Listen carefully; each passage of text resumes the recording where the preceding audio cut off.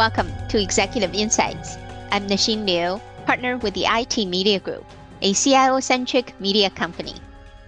My guest today is Phil Johnston, Chief Technology Officer with Canadian Air Transport Security Authority and the National President of CIO Association of Canada for the past 4 years.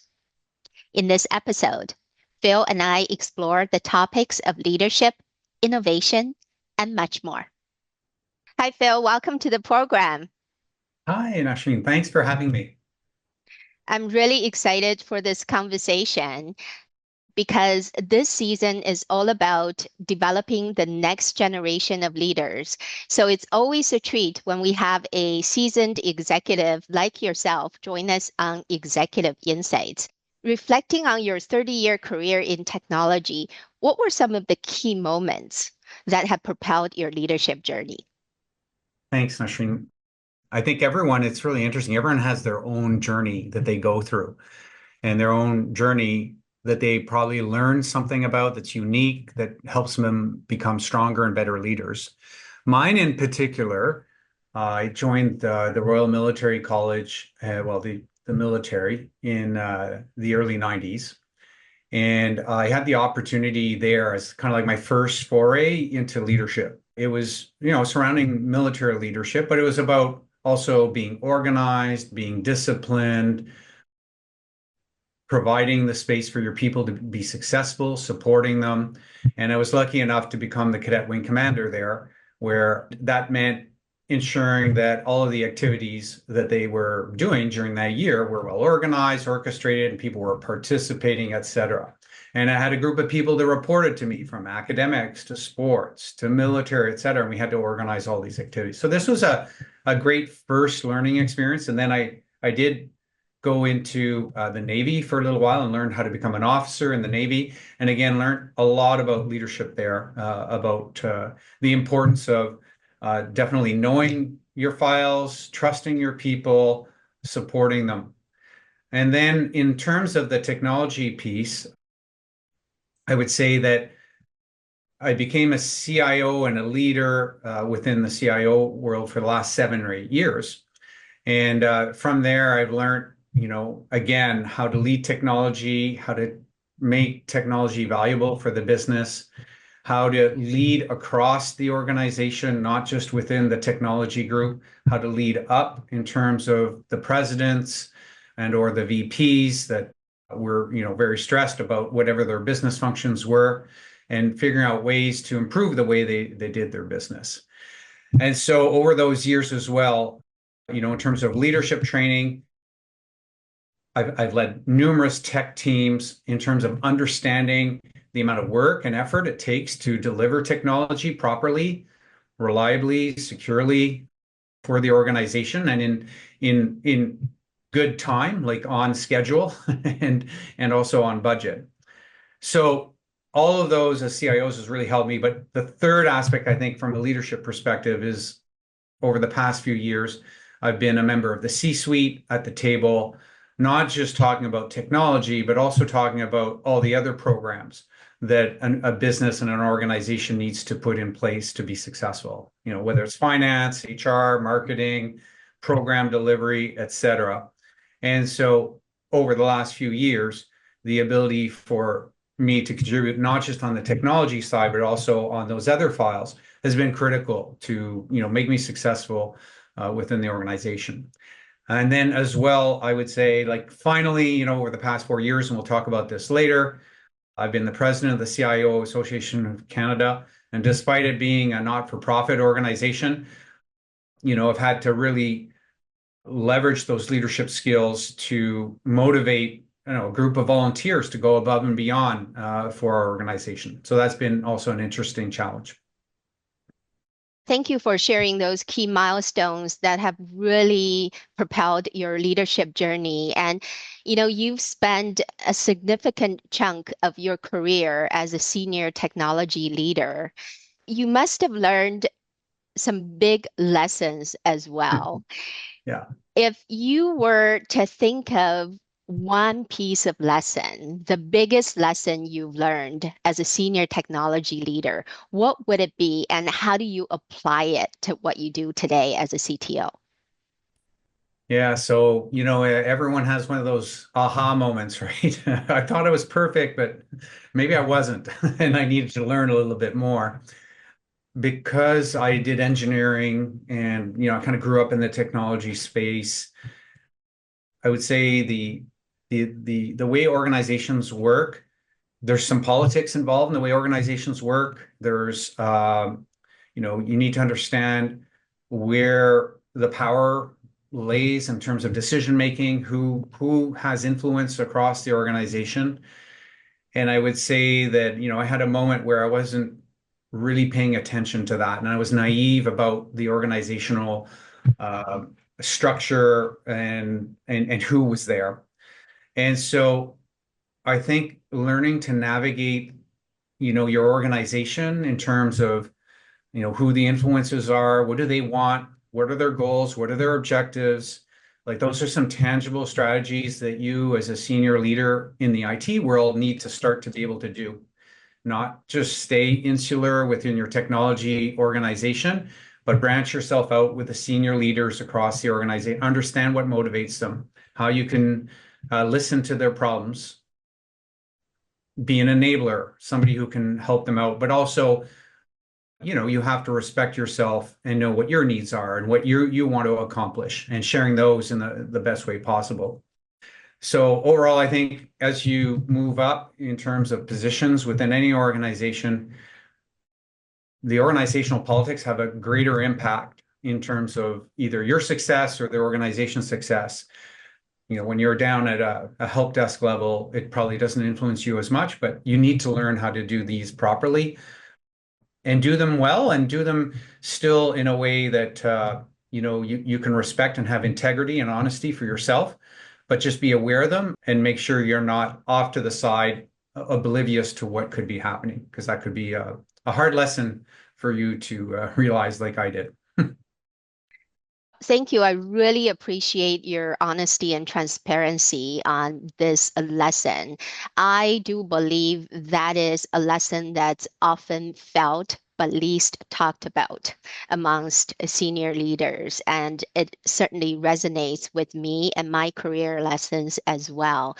And understanding the organizational dynamics and understanding the influence, be Yes. in the game, understand the game, but not to play the game. And I think is really important as a leader. Now, there are so many aspiring CIOs and CTOs out there, many aspiring leaders, and leadership obviously comes in all shapes and forms. And there are other leadership principles and lessons that would be very valuable to our aspiring leaders. Can you offer some advice to our next gen of tech leaders? I learned technology. I'm very happy I learned technology. I learned about technology. I learned how networks, computers, data, security, cyber. I learned service desks. I learned everything about how to run and like all the positions associated with running a CIO organization or a senior business leader. And that's all good. And that I think information and that knowledge and experience, you shouldn't throw it away. And you should leverage it, though, to make sure you can set your organization up for success based on your experiences. But the more and more you move up into the senior ranks of IT leadership, it's less about talking about how computers or networks put together, firewalls stop cyber threats, and it's more about what investments, risks, capabilities, functionalities, outcomes for the business. That's the language and the type of thinking that you need to start to become aware of and sort of allow it to become natural for you when you're speaking at the senior tables. Because most of the senior people at those tables don't have that technology background that you have, and they need to be able to relate to you. They need to be able to know that, when you speak, you're speaking their language and they can understand why you should be going a certain direction or not. And it's not about technology. It's about how to drive that business value. So how do you start to convert your stories and your language to make sure that you have the most impact at that table? And by the way, not being able to do that doesn't just make your life more difficult, but it also is probably going to make your organization doomed to failure because your CFO won't give you the money you need to put in the cyber defenses you require to make sure the business is safe, just because you weren't able to explain it or talk about it. So most organizations, well, depending on whether you're in the private sector or government, I mean, the private sector is, how do you get yourself out of a cost center and into a revenue generator? So if there's opportunities for you in the private sector to figure that out and create revenue with your business, and I've known many CIOs in the private sector who've been able to successfully do that. I've always been amazed at their stories, how they've turned themselves around. And in the government, obviously, it's about just creating easy to use programs that can be delivered quickly, cheaply, efficiently, but still done with citizens in mind. And so all of these things, though, at the heart of the matter, though, most CEOs are looking at risk. They're managing the risk of their organization, whether it's an HR risk, a technology risk, or what have you. And so you need to start to be talking about how the programs and the things you want to invest in for their organization are reducing that risk or creating opportunities for the business to be more successful. So I think for me, in terms of advice of next gen leaders, learning how to do that seamlessly without thinking about it, making it natural is, I think, the key. Well said. So you really have to have the ability to not just understand the business of technology, but also the business of the business by Yes. speaking the language of your key stakeholders, by being able to communicate effectively, collaborate, and build that network, community, and influence is so important for your career success. Now, you touched upon a little bit being in the government sector versus private sector. And I wanted to pivot to the topic of innovation because a government as a system is designed for governance and risk mitigation, which often seems counterintuitive to the speed and agility that is required to innovate. But as a modern CIO or CTO, innovation is in their DNA. How do you approach the topic of innovation? Been a government guy for 30 years. It starts with having passion for what you do. Like I'll just leave that there. And I think there are many, many passionate people about what they do. And in the government, many people want to try and do what's best for our country, what's best for the people who are leveraging our services. So it's a passion, first of all, I think is key. And I'm just going to leave it there. And if you can create passion and enthusiasm within your organization, and you give people that the space and the time to be able to innovate and you reward it, I think that's really critical. That being said, there's kind of two big factors that kind of play against the ability for government to innovate quickly or as fast as the private sector. And I would say those two things are the risk associated with delivering a sloppy program or something that doesn't work. And then the second one is procurement. I would say that procurement is also probably the second most important factor in terms of the difference between private sector and government to innovate. So let me just talk a little bit more about the risk factor. First of all, taxpayers pay for the salaries and the ideas and the programs and even the innovation that the government decides to do. So they expect good value for money. And I think that's been a very recurring theme over the past year or so at various committees in government. The other pieces that we also have to struggle with is, we want Canadians to trust the government. So we can't be sloppy with their information, so like with their data and their information. We can't be sloppy with cybersecurity and being hacked. Like if we don't do the right things in those areas, it could have huge impacts if citizens no longer have trust in their government. So with that in mind, though, it doesn't mean that you can't innovate because you always have to dot your I's 15 times or cross your T's the same amount. It just means that you need to integrate that type of thinking with every program that you're going to deliver. Like when you're going to deliver a program, you need to be the top of your game on those areas that I just mentioned. And they can be repeatable though, and they can be reused. I think from an innovative perspective, the ability to have great architectures you can reuse and redistribute and just tack on new innovative products that leverage those capabilities that I just described. I think that's being innovative. And so that's how the government can counter the fact that they're a little more risk averse of something going wrong. You just have to develop strong processes, strong systems, strong foundations that can be leveraged through APIs.